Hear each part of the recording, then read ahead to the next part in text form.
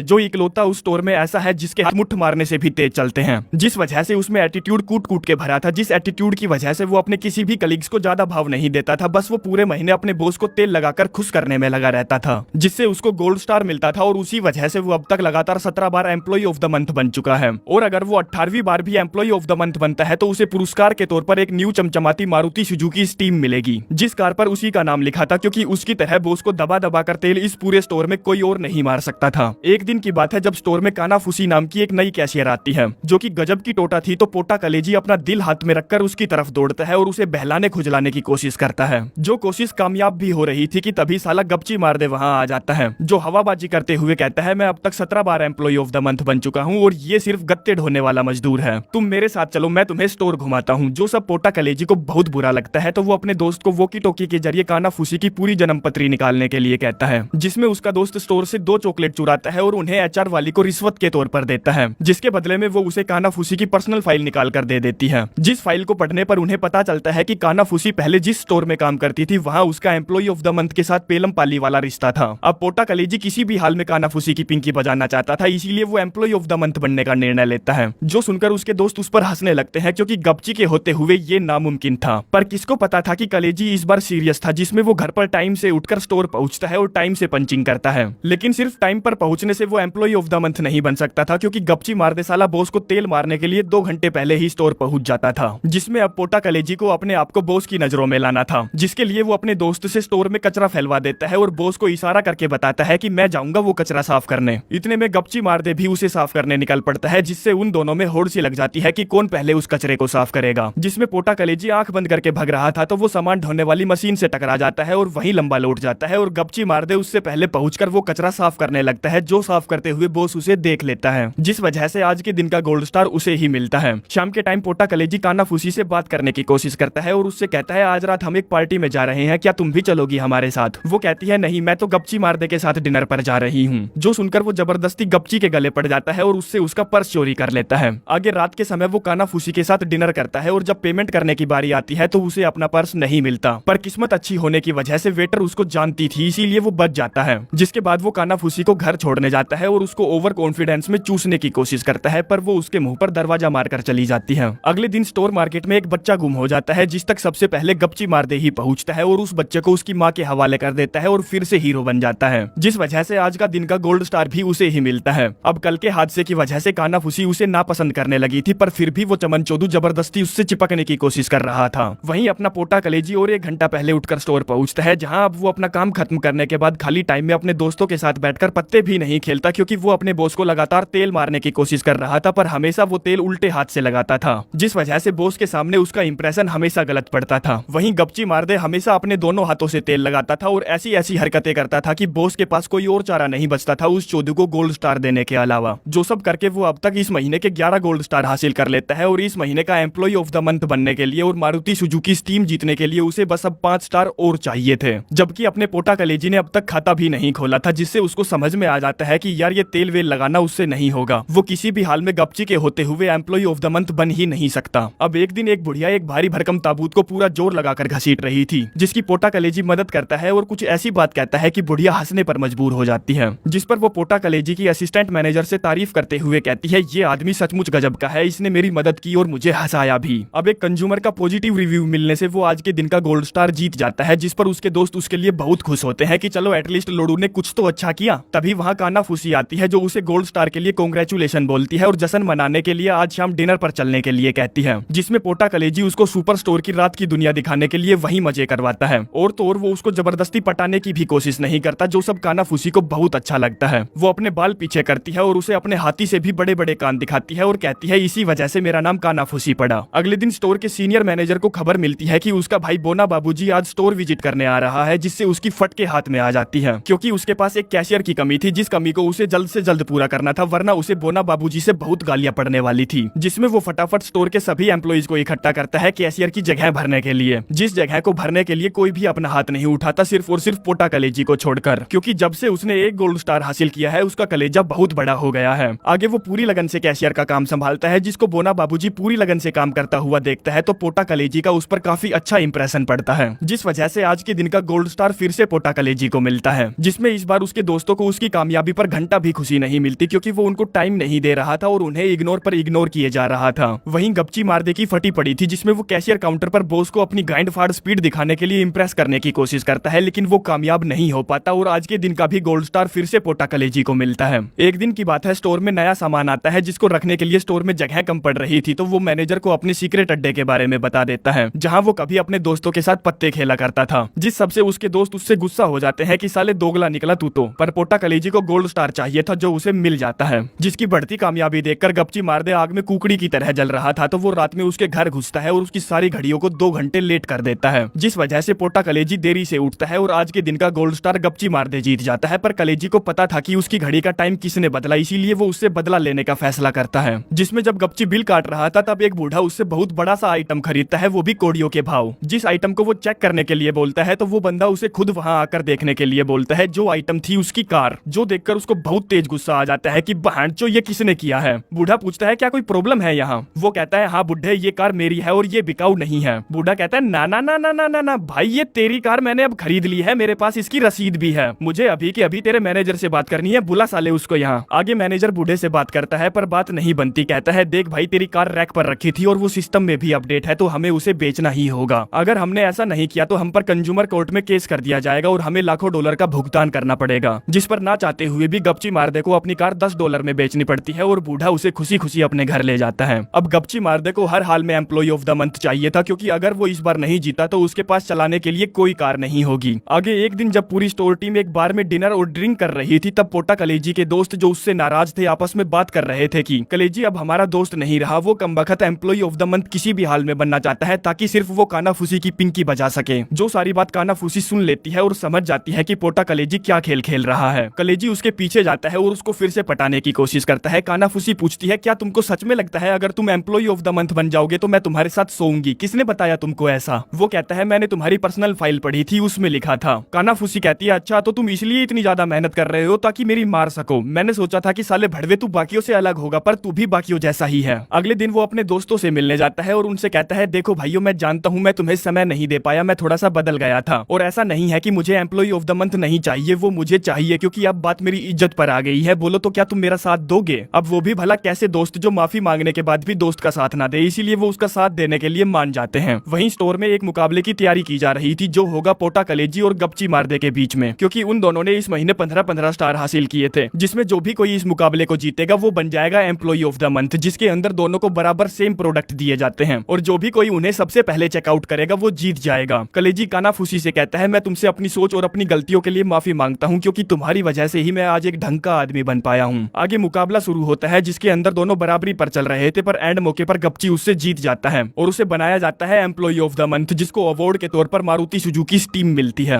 तभी वहाँ security guard मुकाबले की कैमरा फुटेज लेकर आता है जिसको वो सबके सामने चलाता है और हमें पता चलता है कि गपची ने एक प्रोडक्ट को बिना स्कैन किए बाईपास कर दिया था, जिसके ऊपर किसी का ध्यान नहीं गया था। आगे उन दोनों के बिल मैच किए जाते हैं और उन्हें गपची के बिल से एक प्रोडक्ट मिसिंग मिलता है। सिक्योरिटी गार्ड कहता है जरा सोचिए, उसकी गलती सिर्फ आज पकड़ी गई है, इससे पहले ना जाने इसने कितनी बार ऐसी गलतियां की होगी, क्योंकि ये साला हमेशा ऐसे ही हवाबाजी में प्रोडक्ट उड़ा उड़ा के स्कैन करता था, जिस वजह से हमारे स्टोर को काफी हजारों डॉलर का नुकसान हुआ होगा। जो सुनते ही गपची वहां से भागने की कोशिश करता है, लेकिन सिक्योरिटी गार्ड उसे कहीं नहीं जाने देता, जिसमें उससे एम्प्लॉय ऑफ द मंथ का खिताब छीन लिया जाता है, जिसके साथ साथ उसे नौकरी से भी निकाल दिया जाता है। आगे एम्प्लॉय ऑफ द मंथ का खिताब पोटा कलेजी को दिया जाता है। कानाफूसी उसके पास फिर से वापस आती है और उसे जोर से किस करती है, कहती है तुमने कर दिखाया। वो कहता है मेरे कहने का मतलब सही था कि तुम हमेशा एम्प्लॉय ऑफ द मंथ को ही अपनी देती हो। वो कहती है चुप हो जा भीसड़ी के, अगले महीने पता चल जाएगा, फिर बताना मैं तेरे साथ